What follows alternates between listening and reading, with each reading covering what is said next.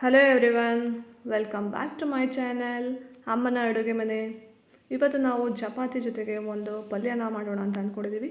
ಚಪಾತಿ, ಪೂರಿ, ಪರೋಟ, ದೋಸೆ ಯಾವ್ದು ಜೊತೆ ಬೇಕಾದರೂ ಈ ಪಲ್ಯವನ್ನು ತಿನ್ಬೋದು. ಒಂದೇ ರೀತಿ ಪಲ್ಯನ ಮಾಡೋದ್ರಿಂದ ತುಂಬಾ ಬೇಜಾರಾಗ್ತಿರೋದಕ್ಕೆ ತಿನ್ನೋದಕ್ಕೆ. ಅದಕ್ಕೆ ಈ ರೀತಿ ಪಲ್ಯನ ಮಾಡ್ಕೊಳ್ಳೋದ್ರಿಂದ ಎಲ್ಲರಿಗೂ ಇಷ್ಟ ಆಗುತ್ತೆ.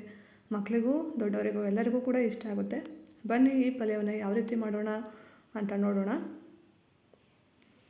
ಈ ಒಂದು ರೆಸಿಪಿಯನ್ನು ಮಾಡೋದಕ್ಕೆ ಬೇಕಾಗಿರುವಂಥ ಸಾಮಗ್ರಿಗಳು: ಅರ್ಧ ಕಟ್ ಮೆಂತ್ಯ ಸೊಪ್ಪನ್ನು ತೊಳೆದು ಕಟ್ ಮಾಡಿ ಇಟ್ಕೊಂಡಿದ್ದೀನಿ.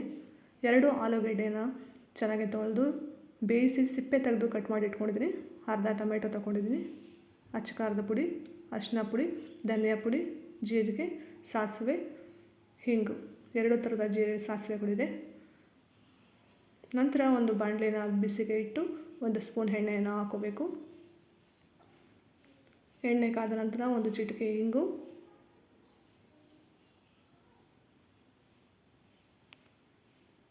1 ಸ್ಪೂನ್ ಜೀರಿಗೆ, 1 ಸ್ಪೂನ್ ಸಾಸಿವೆ, ಕಟ್ ಮಾಡಿ ಇಟ್ಕೊಂಡಿರುವಂತಹ ಮೆಂತ್ಯ ಸೊಪ್ಪನ್ನು ಇದರೊಳಗಡೆ ಆ್ಯಡ್ ಮಾಡ್ಕೊತಾ ಇದ್ದೀನಿ.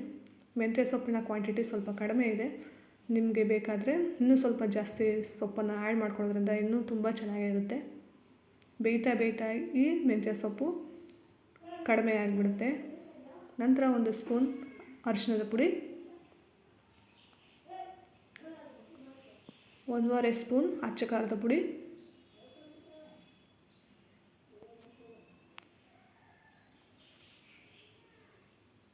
1 ಸ್ಪೂನ್ ಧನಿಯಾ ಪುಡಿ.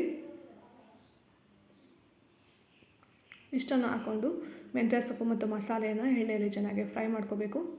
ನೋಡಿದ್ರಲ್ಲ, ಮೆಂತ್ಯ ಸೊಪ್ಪು ಯಾವ ರೀತಿ ಕ್ವಾಂಟಿಟಿ ಕಡಿಮೆ ಆಗೋಯಿತು ಅಂತ ಹೇಳ್ಬಿಟ್ಟು ಕಟ್ ಮಾಡಿ ಇಟ್ಕೊಂಡಿರುವಂತಹ ಅರ್ಧ ಟೊಮೆಟೊನ ಇದರೊಳಗಡೆ ಸೇರಿಸ್ಕೊತಾ ಇದ್ದೀನಿ.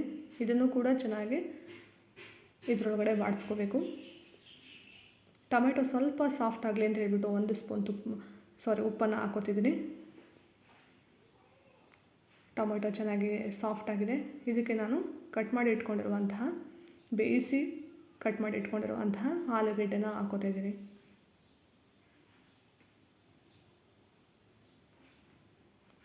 ನಂತರ ಇದನ್ನು ಚೆನ್ನಾಗಿ ಮಿಕ್ಸ್ ಮಾಡ್ಕೋಬೇಕು.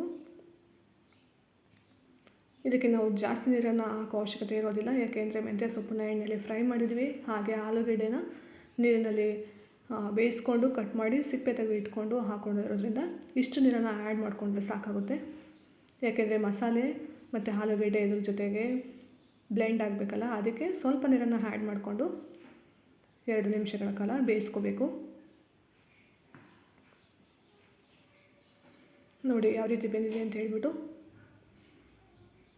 ನೀವು ಒಂದು ಸಲ ಟ್ರೈ ಮಾಡಿ ಹೇಳಿ ಯಾವ ರೀತಿ ಆಗಿದೆ ಅಂತ ಹೇಳ್ಬಿಟ್ಟು ಕಮೆಂಟ್ ಮಾಡಿ ತಿಳಿಸಿ. ಫೈನಲಿ ಮೆಂತ್ಯ ಸೊಪ್ಪು ಮತ್ತು ಆಲೂಗಡ್ಡೆನ ಉಪಯೋಗಿಸ್ಕೊಂಡು ಯಾವ ರೀತಿ ಒಂದು ಪಲ್ಯನ ಮಾಡಿದ್ವಿ ಅಂತ ನೋಡಿದ್ವಿಲ್ಲ. ಈ ರೆಸಿಪಿ ನಿಮಗೆ ಇಷ್ಟ ಆಗಿದ್ದರೆ ದಯವಿಟ್ಟು ಲೈಕ್ ಮಾಡಿ, ಶೇರ್ ಮಾಡಿ ಮತ್ತು ಸಬ್ಸ್ಕ್ರೈಬ್ ಮಾಡಿ.